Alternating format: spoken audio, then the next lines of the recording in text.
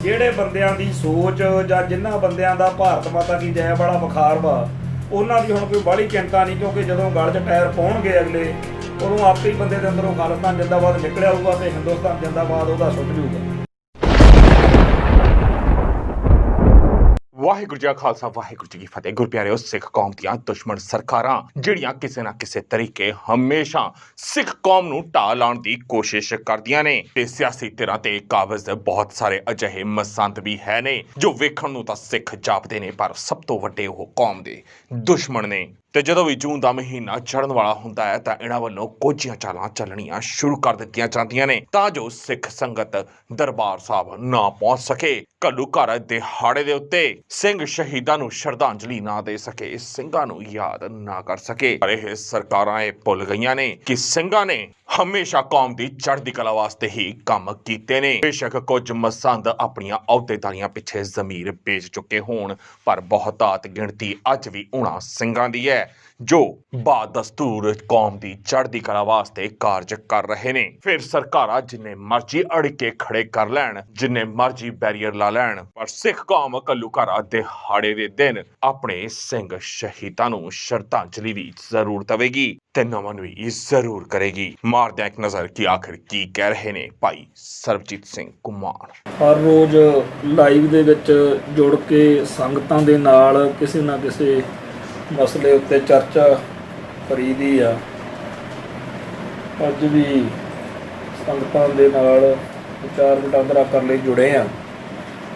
ਸਭ ਤੋਂ ਪਹਿਲੀ ਗੱਲ ਤਾਂ ਇਹੀ ਆ ਕਿ ਜੂਨ 1984 ਦੇ ਘੱਲੂਘਾਰੇ ਦੇ ਦਿਨ ਜਿਹੜੇ ਆ ਉਹ ਆ ਗਏ ਆ ਤੇ ਜਿਹੜਾ ਵੀ ਸਿੱਖ ਵਾ ਉਹਨੂੰ ਇਸ ਗੱਲ ਦਾ ਦੁੱਖ ਜ਼ਰੂਰ ਆ ਕਿ ਸਾਡੀ ਕੌਮ ਦੇ ਉੱਤੇ ਇਹਨਾਂ ਦਿਨਾਂ ਦੇ ਵਿੱਚ ਕੀ ਭਾਣਾ ਵਾਪਰਿਆ ਸੀ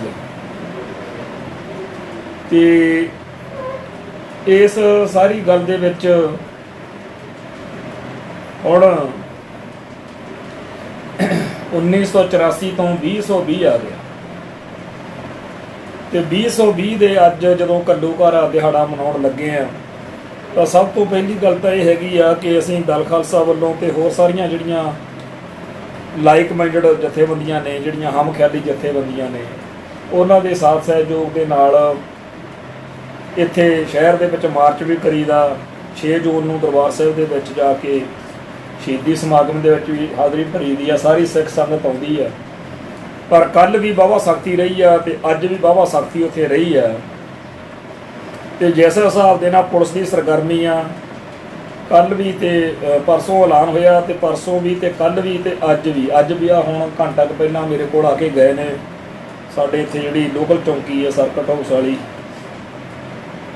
ਜਿਸ ਤਰੀਕੇ ਨਾਲ ਪੁਲਿਸ ਮਹਿਕਮੇ ਵੱਲੋਂ ਭੱਜ ਦੌੜ ਹੋ ਰਹੀ ਆ, ਇਸ ਵਾਰ ਲੱਗਦਾ ਨਹੀਂ ਕਿ 6 ਜੂਨ ਨੂੰ ਕੋਈ ਸਮਾਗਮ ਜਿਹੜਾ ਹੈ ਜਾਂ ਕੋਈ ਕਾਰਵਾਈ ਜਿਹੜੀ ਆ ਉਹ ਕਰਨ ਦਾ ਦੇਣਗੇ।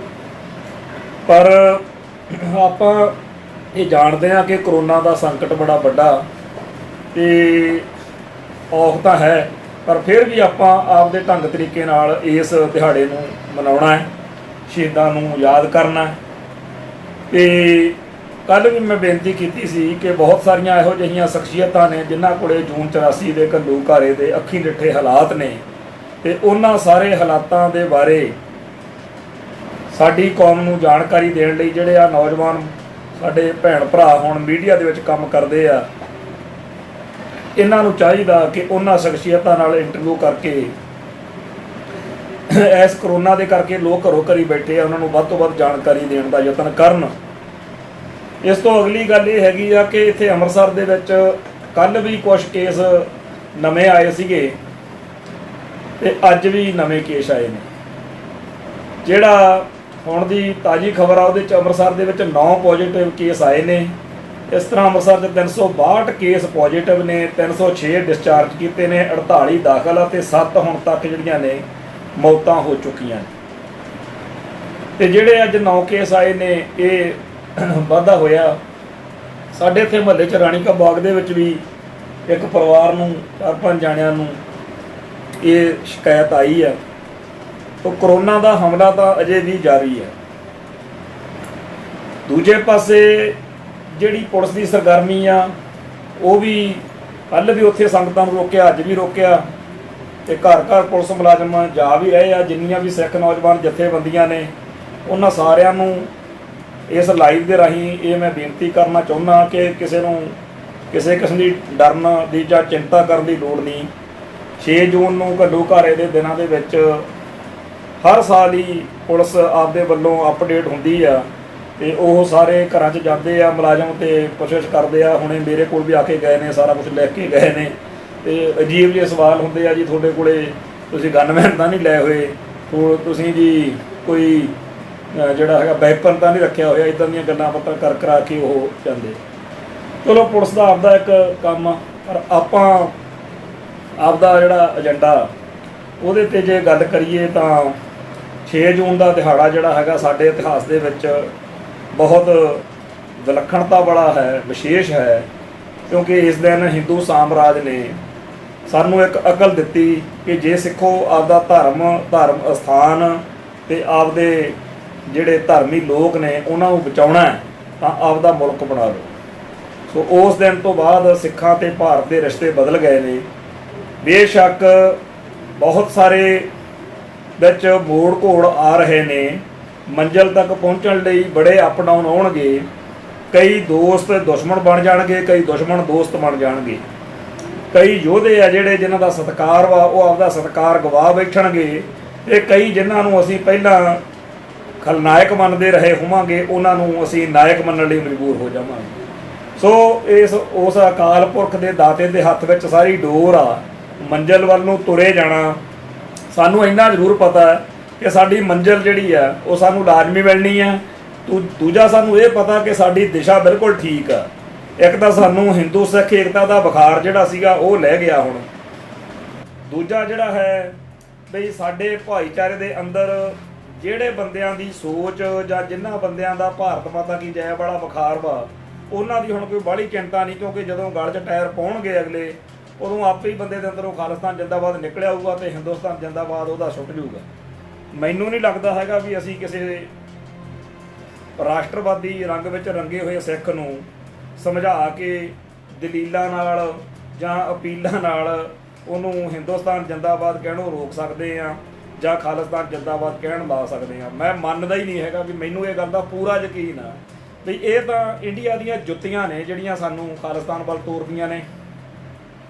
ਜਦੋਂ ਇੰਨਾ ਜਲੀਲ ਕਰਦੇ ਆ, ਇੰਨੀ ਬੇਇੱਜ਼ਤੀ ਕਰਦੇ ਆ, ਹੁਣ ਜਿਹੜਾ ਸਾਰਾ ਭਾਰਤ ਵਾ ਇੱਥੇ ਅੱਜ ਕੀ ਵਾਪਰ ਰਿਹਾ ਆ ਕਰੋਨਾ ਦੇ ਦੌਰਾਨ ਵੀ, ਬਈ ਸਾਡੀ ਕੌਮ ਨੂੰ ਪੰਜਾਬ ਨੂੰ ਦੁਨੀਆ ਭਰ 'ਚ ਬਦਨਾਮ ਕਰਨ ਦੇ ਲਈ ਪੂਰਾ ਜ਼ੋਰ ਉਹਨਾਂ ਨੇ ਲਾਇਆ।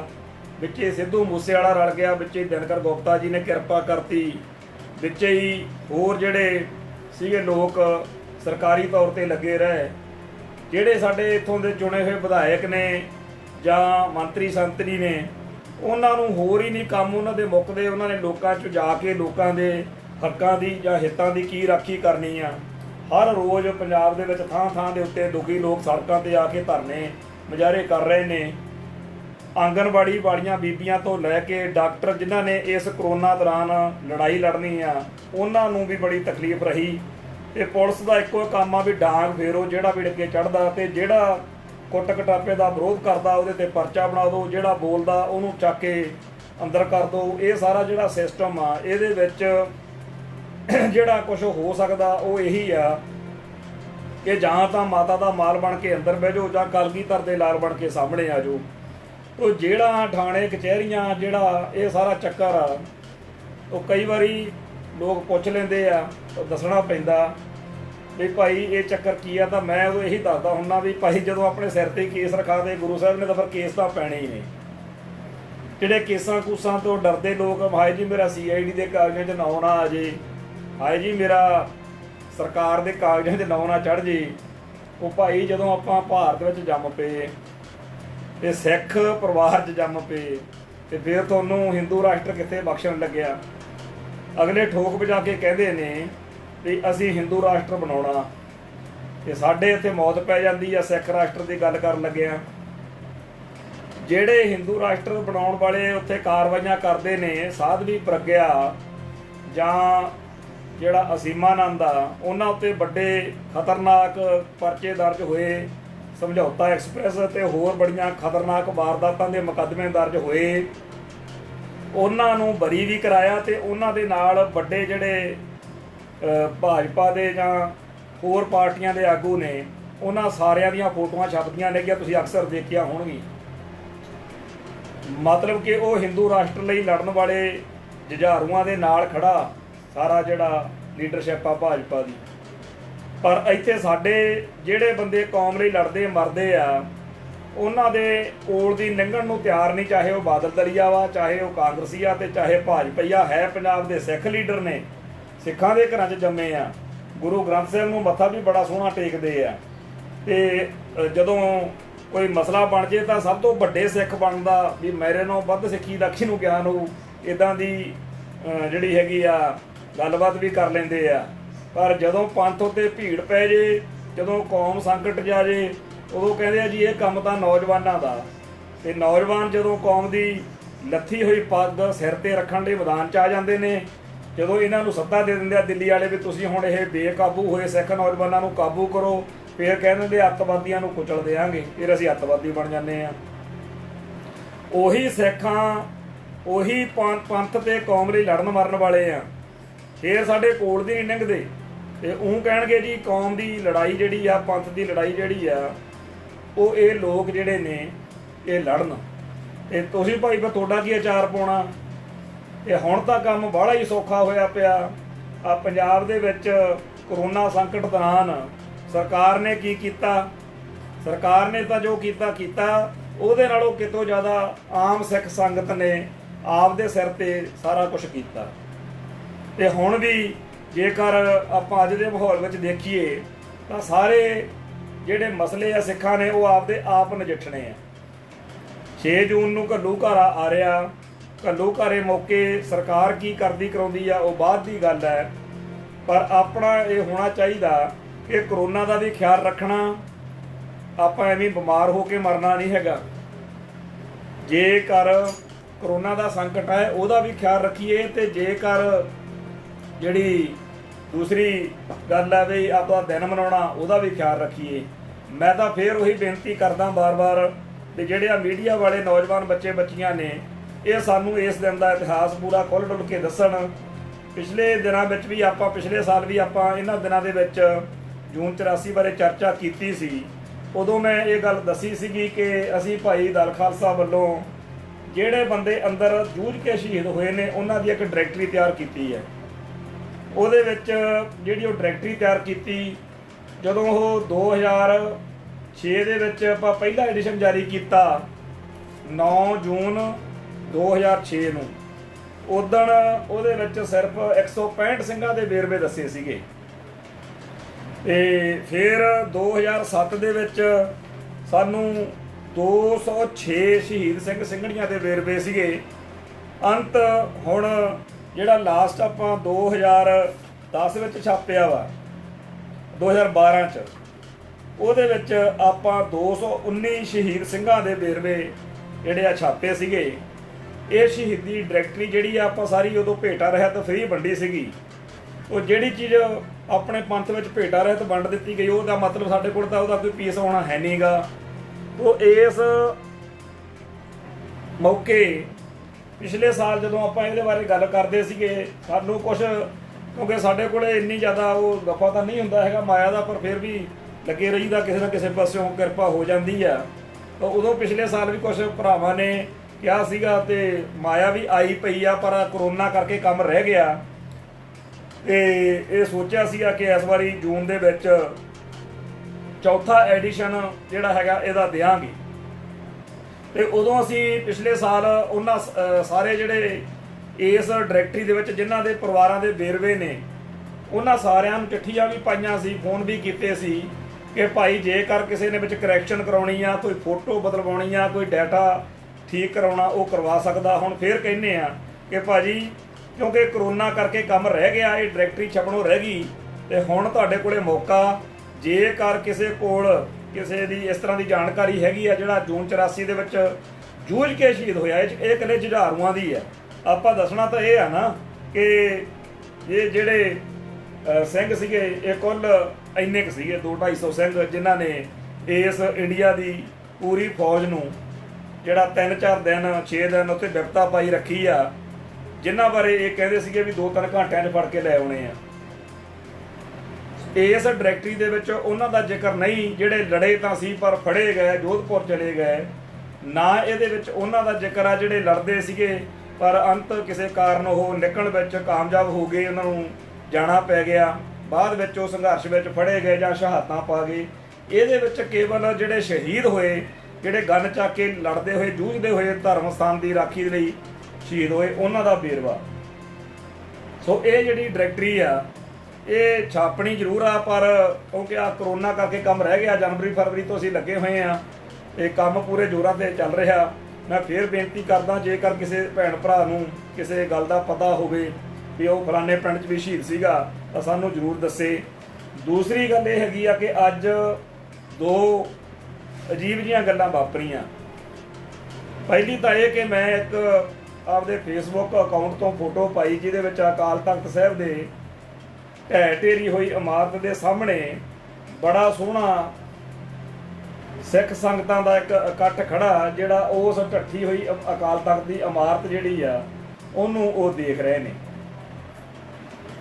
ਤੇ ਉਹਦੇ ਮਨ ਵਿੱਚ ਕੀ ਬਲਬਲੇ ਹੋਣਗੇ ਉਹਦੀ ਗੱਲ ਕਰਨ ਦੀ ਬਜਾਏ ਇੱਕ ਸੱਜਣ ਇਹੋ ਜਿਹਾ ਆਇਆ, ਉਹਨੇ ਆ ਕੇ ਹੇਠਾਂ ਪੁੱਛਿਆ ਵੀ ਇਹ ਕੀ ਹੋ ਗਿਆ ਇਹਨੂੰ, ਇਮਾਰਤ ਨੂੰ। ਤੇ ਮੈਨੂੰ ਲੱਗਦਾ ਹੁਣ ਉਹ ਬਾਅਦ ਵਿੱਚ ਆਪਦਾ ਕਮੈਂਟ ਚੱਕ ਗਿਆ, ਦਿੱਲੀ ਦਾ ਸੀਗਾ ਬੰਦਾ।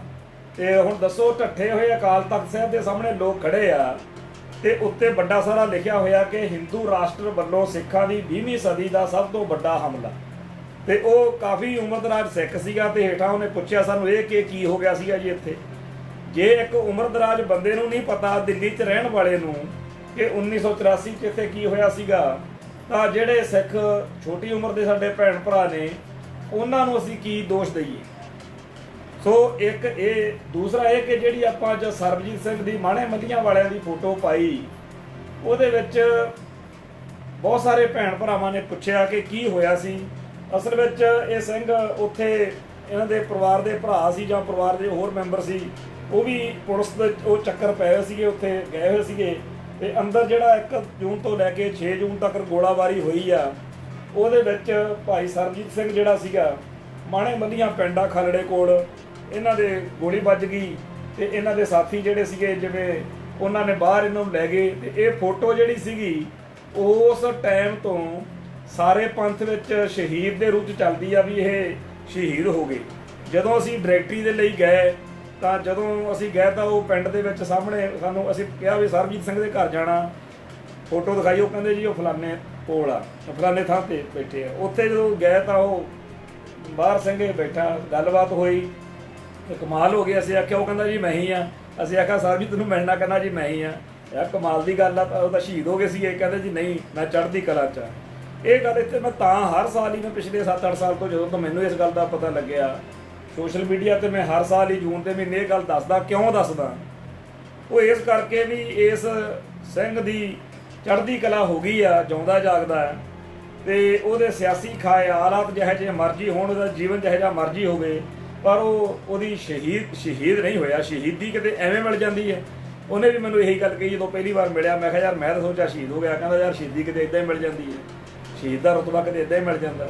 ਸੋ ਇਸ ਸ਼ਹੀਦ ਭਾਈ ਆਪਣੇ ਭਾਈ ਸਰਬਜੀਤ ਸਿੰਘ ਮਾਣੇ ਮੱਲੀਆਂ ਬਾਰੇ ਅੱਜ ਸਾਰਾ ਦਿਨ ਪੁੱਛਗਿੱਛ ਹੁੰਦੀ ਰਹੀ ਆ। ਬਹੁਤ ਸਾਰੇ ਭਰਾਵਾਂ ਦੇ ਮਨ 'ਚ ਬੜੇ ਬਲਬਲੇ ਉੱਠੇ ਆ। ਸੋ ਜਿੱਥੇ ਇਸ ਤਰੀਕੇ ਦੀਆਂ ਬਹੁਤ ਸਾਰੀਆਂ ਕਹਾਣੀਆਂ, ਬਹੁਤ ਸਾਰੀਆਂ ਇਹੋ ਜਿਹੀਆਂ ਗੱਲਾਂ ਸਾਡੇ ਸਾਹਮਣੇ ਖੁੱਲ੍ਹਦੀਆਂ ਨੇ, ਉੱਥੇ ਨਾਲ ਦੀ ਨਾਲ ਸਾਨੂੰ ਸਾਡੇ ਇਤਿਹਾਸ ਬਾਰੇ ਪਤਾ ਲੱਗਦਾ ਕਿ ਜਿਹੜਾ ਵੀ ਇਸ ਅਸਥਾਨ ਦੇ ਉੱਤੇ ਚੜ੍ਹ ਕੇ ਆਇਆ ਆਪਣੇ ਦਰਬਾਰ ਸਾਹਿਬ ਦੇ ਉੱਤੇ, ਉਹਨੂੰ 153 ਦਿਨ ਦੇ ਅੰਦਰ ਅੰਦਰ ਸੋਧਾ ਲਾਇਆ ਹੈ ਸਿੰਘਾਂ ਨੇ ਕਦੇ ਵੀ ਕਿਸੇ ਨੂੰ ਬਖਸ਼ਿਆ ਨਹੀਂ। ਤੇ ਚਾਹੇ ਉਹ ਅਬਦਾਲੀ ਸੀ, ਚਾਹੇ ਮੱਸਾ ਰੰਗੜ, ਚਾਹੇ ਯਾਹੀਆ ਖਾਨ ਸੀ, ਚਾਹੇ ਕੋਈ ਹੋਰ ਸੀ, ਉਹ 153 ਦਿਨ ਨਹੀਂ ਕੱਟ ਸਕਿਆ। ਇੰਦਰਾ ਗਾਂਧੀ ਨੂੰ ਵੀ ਪਤਾ ਸੀਗਾ, ਪਰ ਉਹਨੇ ਪੰਗਾ ਲਿਆ ਤੇ ਉਹਦਾ ਸੋਧਾ ਲੱਗ ਗਿਆ। ਅੱਜ ਸ਼ਹੀਦ ਭਾਈ ਕੇਹਰ ਸਿੰਘ ਦੇ ਬੇਟੇ ਦਾ ਫੋਨ ਆਇਆ ਸੀ ਤੇ ਉਹਨਾਂ ਨੇ ਆਖਿਆ ਕਿ ਅਸੀਂ ਆਪਦੀ ਸਾਰੀ ਗੱਲਬਾਤ ਪੰਥ ਨਾਲ, ਕੌਮ ਨਾਲ ਸਾਂਝੀ ਕਰਨੀ ਚਾਹੁੰਦੇ ਹਾਂ। ਬਹੁਤ ਸਾਰੇ YouTube ਚੈਨਲਾਂ ਵਾਲੇ ਜਾਂ ਹੋਰ ਮੀਡੀਆ ਵਾਲੇ ਭਰਾ ਜਿਹੜੇ ਨੇ ਉਹ ਜੁੜੇ ਰਹਿੰਦੇ ਆ ਉਹਨਾਂ ਨੂੰ ਸਾਰਿਆਂ ਨੂੰ ਬੇਨਤੀ ਕਰਦੇ ਹਾਂ ਕਿ ਸ਼ਹੀਦ ਭਾਈ ਸਤਵੰਤ ਸਿੰਘ, ਬੇਅੰਤ ਸਿੰਘ, ਸ਼ਹੀਦ ਭਾਈ ਕੇਹਰ ਸਿੰਘ ਤੇ ਜੂਨ 84 ਦੇ ਹੋਰ ਸ਼ਹੀਦਾਂ ਦੇ ਪਰਿਵਾਰਾਂ ਦੇ ਨਾਲ ਗੱਲਬਾਤ ਕਰਕੇ, ਖਾਸ ਤੌਰ ਦੇ ਉੱਤੇ ਜਿਹੜੇ ਧਾਰਮਿਕ ਫੌਜੀ ਉੱਥੋਂ ਆਏ ਜੂਨ 84 ਨੂੰ ਜਿਨ੍ਹਾਂ ਨੇ ਬਗਾਵਤਾਂ ਕੀਤੀਆਂ, ਬਾਬਾ ਗੁਰਬਚਨ ਸਿੰਘ ਮਾਨੋ ਚਾਹਲ ਦਾ ਭਰਾ ਆ ਭਾਈ ਤਰਲੋਚਨ ਸਿੰਘ ਮਾਨੋ ਚਾਹਲ ਤੇ ਹੋਰ ਵੀ ਬੜੇ ਸਿੰਘ ਨੇ ਜਿਨ੍ਹਾਂ ਨਾਲ ਗੱਲਬਾਤ ਕਰਨੀ ਬਣਦੀ ਆ। ਨਾਲ ਦੀ ਨਾਲ ਕਾਰਸੇ ਵਾਲੇ ਸਾਡੇ ਜਲੰਧਰ ਤੋਂ ਭਗਵਾਨ ਸਿੰਘ ਆ ਸਾਡਾ ਭਰਾ। ਇਹ ਸਾਰੇ ਭਰਾ ਇਹਨਾਂ ਕੋਲੇ ਇਤਿਹਾਸ ਆ ਤੇ ਉਸ ਇਤਿਹਾਸ ਦੀ ਕੌਮ ਨੂੰ ਲੋੜ ਆ। ਸਾਡੇ ਵਾਲੇ ਵੇਲਿਆਂ 'ਚ ਤਾਂ ਕਲਮ ਦਵਾਤ ਹੁੰਦੀ ਸੀ, ਅਸੀਂ ਚੱਕ ਕੇ ਉਹ ਲੈ ਕੇ ਫਿਰਦੇ ਰਹੇ, ਡਾਇਰੀਆਂ 'ਚ ਲਿਖ ਕੇ ਫਿਰ ਕਿਤਾਬਾਂ ਕਤੂਬਾਂ ਛਾਪਦੀਆਂ। ਪਰ ਕਿਤਾਬਾਂ ਕਤੂਬਾਂ ਪੜ੍ਹਨ ਦਾ ਅੱਜ ਕੱਲ੍ਹ ਬਾਹਲਾ ਪੁੱਸ ਹੈ ਨਹੀਂ ਲੋਕਾਂ ਨੂੰ। ਤੇ ਅੱਜ ਕੱਲ੍ਹ ਦੇ ਜ਼ਮਾਨੇ 'ਚ ਲੋਕ ਕਹਿੰਦੇ ਆ ਵੀਡੀਓ ਜਿਹੜੀ ਹੈਗੀ ਆ ਜਾਂ ਆਡੀਓ ਆ ਉਹ ਸੁਣਨੀ ਜਾਨੂੰ ਜ਼ਿਆਦਾ ਵਧੀਆ ਲੱਗਦੀ ਆ। ਮੈਂ ਵੀ ਜਦੋਂ ਪਹਿਲਾਂ ਉੱਦਾਂ ਲਿਖਦਾ ਲੁਖਦਾ ਹੁੰਦਾ ਸੀਗਾ ਤੇ ਸਾਡੇ ਮਿੱਤਰਚਾਰੇ ਨੇ ਕਿਹਾ ਕਿ ਘਮਾਣ ਸਾਹਿਬ ਲਿਖਦੇ ਤਾਂ ਤੁਸੀਂ ਬੜਾ ਕੁਛ ਹੋ, ਲਿਖਦੇ ਵੀ ਠੀਕ ਹੋ, ਪਰ ਸਾਡੇ ਕੋਲ ਟਾਈਮ ਟੂਮ ਹੈ ਨਹੀਂ ਤੁਹਾਡਾ ਸੁਣਨ ਦੇ ਲਈ, ਤਾਂ ਤੁਸੀਂ ਕਿਰਪਾ ਕਰਿਆ ਕਰੋ ਵੀ ਸਾਨੂੰ ਬੋਲ ਕੇ ਸੁਣਾ ਦਿਆ ਕਰੋ। ਤਾਂ ਪਿਛਲੇ ਸਾਲ ਜਦੋਂ ਇਹ ਲਾਈਵ ਸ਼ੁਰੂ ਕੀਤੇ ਮੈਨੂੰ ਉਦੋਂ ਪਹਿਲਾਂ ਬੜੀ ਜਗ ਜੀ ਲੱਗਿਆ ਕਰੇ, ਕਿਉਂਕਿ ਸਟੇਜਾਂ 'ਤੇ ਬੋਲਣਾ ਹੋਰ ਗੱਲ ਆ, ਇਹ ਸਿਸਟਮ ਜਿਹਾ ਹੋਰ ਆ। ਦੂਜਾ ਇਹ ਸੀ ਆ ਵੀ ਜਿੰਨੇ ਮੈਂ ਪਹਿਲਾਂ ਲਾਈਵ ਦੇਖਦਾ ਸੀ ਉਹਨਾਂ 'ਚ ਸੜਕ ਜੀ 'ਤੇ ਖੜ੍ਹ ਕੇ ਜਾਂ ਵੱਖਰੇ ਖੜ੍ਹ ਕੇ ਚੀਕ ਕੇ ਗੱਲਾਂ ਜਿਹੀਆਂ ਕਰਦੇ ਹੁੰਦੇ ਸੀ ਲੋਕ ਵੀ ਹੱਥ ਜੇ ਮਾਰ ਕੇ ਇੱਦਾਂ। ਤੇ ਆਪਾਂ ਤਾਂ ਸਹਿਜ ਮਤੇ ਦੇ ਨਾਲ ਆਪਦੀ ਕੌਮ ਦੀ ਗੱਲ ਕਰਨ ਵਾਲੇ ਬੰਦੇ ਆ ਤੇ ਜਿੰਨੀ ਕੁ ਸੇਵਾ ਭਾਵਨਾ ਦੇ ਨਾਲ ਗੱਲ ਹੋ ਰਹੀ ਆ ਉਹ ਕਰਾਈ ਜਾਂਦੇ ਆ। ਬਾਕੀ ਕਈ ਘਾਟਾਂ ਹੁੰਦੀਆਂ ਨੇ, ਆਪਾਂ ਕਿਹੜਾ ਕੋਈ ਇੱਥੇ ਦੇਖਦੇ ਆ, ਬੰਦਿਆਂ 'ਚ ਕਮਜ਼ੋਰੀਆਂ ਹੁੰਦੀਆਂ ਨੇ। ਸੋ ਜਿੰਨੇ ਜੋਗੇ ਹੈ ਪੰਥ ਦੀ ਗੱਲ ਕਰ ਰਹੇ ਹਾਂ। ਸੋ ਸਾਨੂੰ ਇਹ ਚੇਤੇ ਰੱਖਣ ਦੀ ਲੋੜ ਆ ਕਿ ਜਿੱਥੇ ਜੂਨ 84 ਦੇ ਇਹ ਸ਼ਹੀਦਾਂ ਦੀ ਡਾਇਰੈਕਟਰੀ ਆਪਾਂ ਤਿਆਰ ਕੀਤੀ ਆ, ਜਿਹਦੇ ਵਿੱਚ ਇਕੱਲੇ ਉਹ ਫਾਈਟਰ ਜਿਹੜੇ ਦਰਬਾਰ ਸਾਹਿਬ ਦੀ ਰਾਖੀ ਲਈ, ਅਕਾਲ ਤਖਤ ਸਾਹਿਬ ਦੀ ਰਾਖੀ ਲਈ, ਸਾਡੇ ਧਾਰਮਿਕ ਸਥਾਨਾਂ ਦੀ ਪਵਿੱਤਰਤਾ ਦੀ ਰਾਖੀ ਲਈ ਜੂਝਦੇ ਹੋਏ ਸ਼ਹੀਦ ਹੋਏ ਆ, ਜੇ ਇਹਦੇ ਵਿੱਚ ਇਹਨਾਂ ਦਾ ਜ਼ਿਕਰ ਆ ਤਾਂ ਸਾਨੂੰ ਜਿਹੜਾ ਹੈ ਅਜੇ ਬਹੁਤ ਕੰਮ ਹੋਰ ਕਰਨ ਦੀ ਲੋੜ ਆ। ਜਿਹੜੇ ਸਾਡੀ ਕੌਮ ਦੇ ਪੜ੍ਹੇ ਲਿਖੇ ਬੱਚੇ ਨੇ ਉਹਨਾਂ ਨੂੰ ਮੈਂ ਬੇਨਤੀ ਕਰਦਾ ਕਿ ਆਪਣੇ ਕੋਲੇ ਇੱਕ ਜੂਨ 84 ਦੇ ਸ਼ਹੀਦ ਨੇ। ਇਹਨਾਂ 'ਚ ਦੋ ਕੈਟਾਗਰੀਆਂ ਨੇ। ਇੱਕ ਤਾਂ ਉਹ ਸ਼ਹੀਦ ਨੇ ਜਿਹੜੇ ਜੂਝਦੇ ਹੋਏ ਸ਼ਹੀਦ ਹੋਏ, ਜਿਨ੍ਹਾਂ ਦਾ ਮੈਂ ਜਾਂ ਸਾਡੀ ਜਥੇਬੰਦੀ ਦਲ ਖਾਲਸਾ ਨੇ ਮੇਰੇ ਤੋਂ ਸੇਵਾ ਲਈ ਸੀ। ਅਸੀਂ ਕਈ ਜਾਣੇ ਅਸੀਂ ਰਲ ਕੇ ਕੰਮ ਕੀਤਾ, ਮੈਂ ਇਕੱਲਾ ਨਹੀਂ ਸੀਗਾ, ਮੇਰੇ ਨਾਲ ਟੀਮ ਸੀ ਪੂਰੀ। ਦੂਸਰਾ ਜਿਹੜਾ ਹੈ, ਜਿਹੜੀ ਆਮ ਸੰਗਤ ਇੱਥੇ ਦਰਬਾਰ ਸਾਹਿਬ ਦੇ ਵਿੱਚ ਸ਼ਹੀਦ ਹੋਈ, ਮੁਕਤਸਰ ਵੀ ਗੋਲੀ ਚੱਲੀ ਸੀ ਤੇ ਉੱਥੇ ਜਿਹੜਾ ਹੈਗਾ ਆਪਣਾ ਦੂਖ ਨਿਵਾਰਨ ਸਾਹਿਬ ਗੁਰਦੁਆਰਾ ਪਟਿਆਲੇ ਉੱਥੇ ਵੀ ਚੱਲੀ ਸੀ, ਹੋਰ ਵੀ ਕਈ ਥਾਵਾਂ ਦੇ ਉੱਤੇ ਸਿੰਘ ਸ਼ਹੀਦ ਹੋਏ ਆ ਜੂਨ 84 ਨੂੰ। ਉਹਨਾਂ ਸਾਰਿਆਂ ਦਾ ਘੱਲੂ ਘਾਰੇ ਦੇ ਸ਼ਹੀਦਾਂ ਦਾ ਸਾਨੂੰ ਡਾਟਾ ਚਾਹੀਦਾ। ਦੂਸਰਾ ਜਿਹੜਾ ਹੈ 1 ਅਪ੍ਰੈਲ 1978 ਤੋਂ ਲੈ ਕੇ ਹੁਣ ਤੱਕ ਭਾਰਤ ਸਰਕਾਰ ਵੱਲੋਂ ਸਾਰੇ ਭਾਰਤ ਵਿੱਚ ਅੱਡ-ਅੱਡ ਥਾਵਾਂ ਦੇ ਉੱਤੇ ਸ਼ਹੀਦ ਹੋਏ ਸਿੰਘ ਸਿੰਘਣੀਆਂ ਦਾ ਵੇਰਵਾ ਇਕੱਠਾ ਕਰਨ ਦੀ ਲੋੜ ਹੈ। ਹੁਣ ਜਦੋਂ ਵੀ ਕੋਈ ਮੈਗਜ਼ੀਨ ਸ਼ੁਰੂ ਹੁੰਦਾ ਪੰਜਾਬ ਦੇ ਵਿੱਚੋਂ ਹੁੰਦਾ, ਉਹ ਪੰਥਕ ਮੈਗਜ਼ੀਨ ਆਮ ਤੌਰ 'ਤੇ ਅੰਮ੍ਰਿਤਸਰੋਂ ਸ਼ੁਰੂ ਹੁੰਦਾ। ਸੰਤ ਸਿਪਾਹੀ ਮੈਗਜ਼ੀਨ ਵੀ ਅੰਮ੍ਰਿਤਸਰ ਤੋਂ ਨਿਕਲਦਾ ਸੀ, ਸੰਪਰਕ ਨਿਕਲਦਾ ਰਿਹਾ, ਖੰਡੇ ਧਾਰ ਨਿਕਲਦਾ ਰਿਹਾ, ਫਿਰ ਖਾਲਸਾ ਫਤਿਹਨਾਮਾ ਹੋ ਗਿਆ, ਫਿਰ ਵੰਗਾਰ ਆ ਗਿਆ। ਇਹ ਸਾਰੇ ਪਰਚੇ ਅੰਮ੍ਰਿਤਸਰ ਬੇਸਡ ਸੀਗੇ ਤੇ ਜ਼ਿਆਦਾ ਇਹਨਾਂ ਦੇ ਵਿੱਚ ਇਹ ਮਾਝੇ ਦੇ ਸ਼ਹੀਦਾਂ ਦਾ ਹੀ ਆਉਂਦਾ ਰਿਹਾ। ਤੇ ਮਾਝੇ ਦੇ ਸਾਰੇ ਜਿਹੜੇ ਸ਼ਹੀਦ ਸੀ ਉਹਨਾਂ ਦਾ ਤਾਂ ਬੜੀ ਵਾਰ ਛਪਿਆ, ਕਈ ਤਾਂ ਕਈ ਵਾਰ ਛਪ ਜਾਂਦੇ ਆ। ਪਰ ਜਿਹੜੇ ਚਲੋ ਪੰਜਾਬ ਦੇ ਵੀ ਕਵਰ ਹੋ ਗਏ, ਪਰ ਜਿਹੜੇ ਜੰਮੂ ਕਸ਼ਮੀਰ ਦੇ ਬਹੁਤ ਸਾਰੇ ਸ਼ਹੀਦ ਨੇ ਉਹਨਾਂ ਦਾ ਇਤਰਾਜ਼ ਆ। ਬੇਸ਼ੱਕ ਦੀ ਉੱਥੇ ਇੱਕ ਸਿੰਘ ਨੇ ਕਾਫੀ ਵਧੀਆ ਸੇਵਾ ਕੀਤੀ ਆ, ਉਹਨਾਂ ਦਾ ਡਾਟਾ ਛਾਪਿਆ, ਪਰ ਹਜੇ ਵੀ ਉੱਥੇ ਜੰਮੂ ਵਾਲੇ ਸਿੰਘਾਂ ਦਾ ਪੂਰਾ ਵੇਰਵਾ ਆਪਾਂ ਨਹੀਂ ਕਰ ਸਕੇ, ਦਿੱਲੀ ਵਾਲਿਆਂ ਦਾ ਨਹੀਂ ਕਰ ਸਕੇ, ਹਰਿਆਣੇ ਦੇ ਸ਼ਹੀਦ ਖਾਸ ਤੌਰ 'ਤੇ ਇੱਧਰ ਰਾਜਸਥਾਨ ਦੇ। ਸੋ ਪੰਜਾਬ ਤੋਂ ਬਾਹਰ ਜਿਹੜੀਆਂ ਸਾਡੀਆਂ ਸ਼ਹਾਦਤਾਂ ਹੋਈਆਂ ਨੇ ਉਹਨਾਂ ਦਾ ਡਾਟਾ ਵੱਖਰਾ ਹੋਣਾ ਚਾਹੀਦਾ। ਪਰ ਇਹ ਕਰਦਾ ਕੋਈ ਸ਼੍ਰੋਮਣੀ ਗੁਰਦੁਆਰਾ ਪ੍ਰਬੰਧਕ ਕਮੇਟੀ ਵਰਗੀ ਸੰਸਥਾ ਕਰੇ ਤਾਂ ਕਰੇ, ਸਾਡੇ ਵਰਗੇ ਬੰਦੇ ਜਿੰਨੇ ਜੋਗੇ ਹੈਗੇ ਆ ਕਰੀ ਜਾਂਦੇ ਆ। ਜਦੋਂ ਇਹ ਡਾਇਰੈਕਟਰੀ ਛਾਪੀ ਸੀ ਇਹਦੇ ਵਿੱਚ ਪੂਰਾ ਉਹਨਾਂ ਦਾ ਇੱਕ ਪਾਸੇ ਫੋਟੋ ਇਸ ਤਰ੍ਹਾਂ ਛਾਪੀ ਤੇ ਇੱਕ ਪਾਸੇ ਉਹਦਾ ਜਨਮ, ਉਹਦਾ ਐਡਰੈਸ ਕੀ ਆ, ਮਾਤਾ ਪਿਤਾ ਭੈਣ ਭਰਾ ਕਿੰਨੇ, ਜਥੇਬੰਦੀ ਕਿਹੜੀ ਸੀ, ਸ਼ਹੀਦੀ ਕਿੱਥੇ ਹੋਈ, ਫੋਨ ਨੰਬਰ ਦੇ ਨਾਲ ਉਹਨਾਂ ਦਾ ਟੈਲੀਫੋਨ ਨੰਬਰ ਵੀ ਛਾਪਿਆ। ਪਰ ਜਦੋਂ ਅਸੀਂ ਇਹ ਟੈਲੀਫੋਨ ਨੰਬਰ ਛਾਪੇ ਅੱਜ ਤੋਂ 10 ਸਾਲ 15 ਸਾਲ ਪਹਿਲਾਂ, ਉਦੋਂ ਮਾਹੌਲ ਹੋਰ ਸੀ ਤੇ ਬਾਅਦ 'ਚ ਲੋਕਾਂ ਨੇ ਸਾਰਿਆਂ ਨੇ ਜੀਓ ਦੇ ਲੈ ਲਏ ਤੇ ਜੀਓ ਵਾਲੇ ਜਿਹੜੇ ਸੀ ਉਹ ਸਸਤੇ ਪੈਂਦੇ ਸੀ ਲੋਕਾਂ ਨੂੰ। ਤੇ ਜਿਹੜੇ ਪਹਿਲੋਂ ਵਾਲੇ ਨੰਬਰ ਸੀ ਉਹ ਜਦੋਂ ਮੈਂ ਹੁਣ ਪਿੱਛੇ ਜੇ ਕਰਨ ਲੱਗਿਆ ਸਾਰਿਆਂ ਨੂੰ ਉਹ ਕਿਸੇ ਦਾ ਨੰਬਰ ਹੀ ਨਾ ਲੱਗੇ, ਉਹ ਕਹਿੰਦੇ ਜੀ ਨੰਬਰ ਤਾਂ ਸਾਰਿਆਂ ਦੇ ਬਦਲ ਗਏ। ਸੋ ਇਸੇ ਕਰਕੇ ਸਾਰੇ ਭੈਣ ਭਰਾਵਾਂ ਨੂੰ ਬੇਨਤੀ ਕੀਤੀ ਸੀ ਜਿਨ੍ਹਾਂ ਦਾ ਇਹਦੇ ਵਿੱਚ ਜ਼ਿਕਰ ਵਾ ਕਿ ਭਾਈ ਆਪਦੇ ਜਿਹੜੇ ਨਵੇਂ ਫੋਨ ਨੰਬਰ ਆ ਉਹ ਵੀ ਦੇ ਦਿਓ। ਕਈਆਂ ਨੇ ਲਿਖਾ ਤੇ ਕਈਆਂ ਨੇ ਨਹੀਂ ਲਿਖਾਏ, ਪਰ ਅਸੀਂ ਹੁਣ ਇਹ ਮਿਥਿਆ ਹੋਇਆ ਜਦੋਂ ਵੀ ਆ ਕਰੋਨਾ ਵਾਲਾ ਸਿਸਟਮ ਜਿਹਾ ਖਤਮ ਹੋਇਆ ਅਸੀਂ ਇਹ ਡਾਇਰੈਕਟਰੀ ਜਿਹੜੀ ਆ ਜਿਹੜਾ ਕੁਛ ਸਾਡੇ ਕੋਲ ਹੈਗਾ ਛਾਪ ਦੇਣਾ, ਕਿਉਂਕਿ ਦਿਮਾਗ ਦੇ ਉੱਤੇ ਇਸ ਗੱਲ ਦਾ ਬੜਾ ਸੰਗਤ ਦੀ ਜਿਹੜੀ ਮਾਇਆ ਹੁੰਦੀ ਹੈ ਨਾ ਆਈ ਹੋਈ, ਉਹਦਾ ਬੜਾ ਬੋਝ ਰਹਿੰਦਾ ਹੈਗਾ ਕਿ ਪਤਾ ਨਹੀਂ ਕੱਲ੍ਹ ਕਲਾਂ ਨੂੰ ਕੀ ਹੋ ਜਾਵੇ, ਤੇ ਆਪਾਂ ਉਹਦਾ ਬੋਝ ਜਿਹੜਾ ਹੈਗਾ ਸੰਗਤ ਮੂਹਰੇ ਸੱਚੇ ਰਹਿਣਾ ਹੁੰਦਾ। ਤੋ ਇਸ ਲਈ ਇਹ ਸੇਵਾ ਜਿਹੜੀ ਹੈਗੀ ਆ ਉਹ ਕਰ ਦੇਣੀ ਆ। ਬਾਕੀ ਜਿੰਨੇ ਜੋਗੇ ਹੈਗੇ ਆ ਪੰਥ ਦੀ ਸੇਵਾ ਕਰੀ ਜਾਂਦੇ ਆ, ਗੁਰੂ ਦੀ ਸੇਵਾ ਗੁਰੂ ਸਾਹਿਬ ਲਈ ਜਾ ਰਹੇ ਨੇ, ਤੇ ਇੰਨੀਆਂ ਬੇਨਤੀਆਂ ਪ੍ਰਵਾਨ ਕਰਿਓ। ਬੋਲਦਿਆਂ ਕੋਲੋਂ ਕੋਈ ਸ਼ਬਦ ਉੱਚਾ ਨੀਵਾਂ ਬੋਲਿਆ ਗਿਆ ਹੋਵੇ ਸੰਗਤ ਬਖਸ਼ਣਯੋਗ ਹੈ। ਫਤਿਹ ਅਰਜ਼ ਕਰਦੇ ਆ ਜੀ। ਨਾਨਕ ਨਾਮ ਚੜ੍ਹਦੀ ਕਲਾ, ਤੇਰੇ ਭਾਣੇ ਸਰਬੱਤ ਦਾ ਭਲਾ। ਵਾਹਿਗੁਰੂ ਜੀ ਕਾ ਖਾਲਸਾ, ਵਾਹਿਗੁਰੂ ਜੀ ਕੀ ਫਤਿਹ। ਗੁਰਪਿਆਰਿਓ, ਸਾਡਾ ਫਰਜ਼ ਬਣਦਾ ਹੈ ਕਿ ਅਸੀਂ ਆਪਣੀ ਕੌਮ ਦੇ ਚੰਗੇ ਪਹਿਰੇਦਾਰ ਬਣੀਏ ਤੇ ਸੋਸ਼ਲ ਮੀਡੀਆ ਉੱਤੇ ਜਿੰਨੇ ਵੀ ਚੈਨਲਸ ਹੈ ਨੇ ਉਹਨਾਂ ਦਾ ਫਰਜ਼ ਬਣਦਾ ਹੈ ਕਿ ਅਸੀਂ ਹਮੇਸ਼ਾ ਹੱਕ ਸੱਚ ਦੀ ਆਵਾਜ਼ ਬੁਲੰਦ ਕਰੀਏ ਤੇ ਹਮੇਸ਼ਾ ਅਜਿਹੀਆਂ ਖਬਰਾਂ ਸੋਸ਼ਲ ਮੀਡੀਆ ਉੱਤੇ ਨਸ਼ਰ ਕਰੀਏ ਜੋ ਸਾਡੀ ਨੌਜਵਾਨੀ ਨੂੰ ਚੰਗੇ ਰਾਹ ਪਾਉਂਦੀ ਹੋਵੇ, ਜੋ ਸਾਡੀ ਪੰਜਾਬੀਅਤ ਨੂੰ ਇੱਕ ਚੰਗਾ ਰਾਹ ਵਿਖਾਉਂਦੀ ਹੋਵੇ, ਜੋ ਸਿੱਖ ਕੌਮ ਨੂੰ ਗੁਲਾਮੀ ਦੀਆਂ ਜ਼ੰਜੀਰਾਂ ਤੋਂ ਛੁਟਕਾਰਾ ਦਿਵਾਉਂਦੀ ਹੋਵੇ। ਪਰ ਅੱਜ ਵੀ ਬਹੁਤਾਤ ਗਿਣਤੀ ਅਜਿਹੇ ਚੈਨਲਸ ਦੀ ਆ ਗਈ ਹੈ ਜੋ ਵਿਕਾਊ ਜਾਪਦੇ ਨੇ, ਜੋ ਸਿਰਫ ਤੇ ਸਿਰਫ ਸੱਤਾ ਤੇ ਕਾਬਜ਼ ਧਿਰਾਂ ਦੀ ਗੱਲ ਕਰਦੇ ਨੇ, ਸੱਤਾ ਤੇ ਕਾਬਜ਼ ਸਰਕਾਰਾਂ ਦੀ ਗੱਲ ਕਰਦੇ ਨੇ। ਇਸ ਲਈ ਅੰਤਤಃ ਇੱਕੋ ਹੀ ਗੱਲ ਕਹਿਣਾ ਚਾਹਾਂਗੇ, ਜੇਕਰ ਤੁਸੀਂ ਵਾਕਈ ਹੀ ਚਾਹੁੰਦੇ ਹੋ ਕਿ ਖਾਲਸੇ ਦੇ ਝੰਡੇ ਬੁਲੰਦ ਹੋਣ, ਜੇਕਰ ਤੁਸੀਂ ਵਾਕਈ ਹੀ ਚਾਹੁੰਦੇ ਹੋ ਮਹਾਰਾਜਾ ਰਣਜੀਤ ਸਿੰਘ ਜੀ ਵਰਗਾ ਰਾਜ ਇੱਕ ਵਾਰ ਮੁੜ ਸਥਾਪਿਤ ਹੋਵੇ, ਤਾਂ ਆਗਾਮੀ 2022 ਦੀਆਂ ਚੋਣਾਂ ਦੇ ਵਿੱਚ ਇਹਨਾਂ ਰਵਾਇਤੀ ਪਾਰਟੀਆਂ ਅਕਾਲੀ, ਭਾਜਪਾ ਤੇ ਕਾਂਗਰਸ ਨੂੰ ਦਰਕਿਨਾਰ ਕਰਨਾ ਨਾ ਭੁੱਲਣਾ। ਕਿਸੇ ਵੀ ਤੀਜੀ ਸਾਫ਼ ਸੁਥਰੀ ਚੰਗੀ ਮਜ਼ਬੂਤ ਧਿਰ ਨੂੰ ਬਹੁਮਤ ਦੇ ਨਾਲ ਜਿਤਾ ਕੇ ਪੰਜਾਬ ਦੀ ਸੱਤਾ ਤੇ ਕਾਬਜ਼ ਕਰਵਾਉਣਾ। ਤੇ ਜੇਕਰ ਅਜਿਹਾ ਕਰਨ ਵਿੱਚ ਅਸੀਂ ਕਾਮਯਾਬ ਹੋ ਗਏ ਤਾਂ ਸਮਝ ਲੈਣਾ ਕਿ ਅਸੀਂ ਆਪਣੇ ਟੀਚੇ ਨੂੰ ਮਿਥਣਾ ਸ਼ੁਰੂ ਕਰ ਲਿਆ ਹੈ। ਤੁਸੀਂ ਸਭ ਇਸ ਮਸਲੇ ਤੇ ਕੀ ਸੋਚਦੇ, ਆਪਣੇ ਵਿਚਾਰ ਨੀਚੇ ਕਮੈਂਟਸ ਦੇ ਵਿੱਚ ਜ਼ਰੂਰ ਦੇਣਾ। ਵੀਡੀਓ ਚੰਗੀ ਲੱਗੀ ਹੋਵੇ ਲਾਈਕ ਤੇ ਸ਼ੇਅਰ ਵੀ ਜ਼ਰੂਰ ਕਰਨਾ। ਵਾਹਿਗੁਰੂ ਜੀ ਕਾ ਖਾਲਸਾ, ਵਾਹਿਗੁਰੂ ਜੀ ਕੀ ਫਤਿਹ। ਸਿੱਖ ਧਰਮ ਦੀ ਹਰ ਗਤੀਵਿਧੀ ਅਤੇ ਗੁਰਬਾਣੀ ਵਾਸਤੇ ਹੁਣੇ ਸਬਸਕ੍ਰਾਈਬ ਕਰੋ ਗੁਰਬਾਣੀ ਅਖੰਡ ਬਾਣੀ ਅਤੇ ਨੋਟੀਫਿਕੇਸ਼ਨਸ ਵਾਸਤੇ ਬੈਲ ਨੂੰ ਰਿੰਗ ਕਰੋ।